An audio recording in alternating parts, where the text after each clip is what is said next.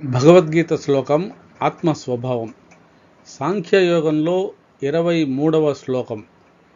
నైనం చిందంతి శస్త్రాణి నైనం దహతి పావకః నచైనం క్లేదయంత్యాపో నశోషయతి మారుతః.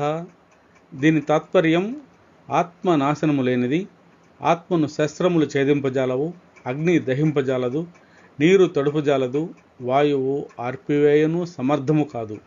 ఆత్మ నాశనము లేనిది. ఇక్కడ ఈ తాత్పర్యంలో ఆత్మస్థానంలో మనం గ్రావిటీని సబ్స్టిట్యూట్ చేసి చదువుకుందాం.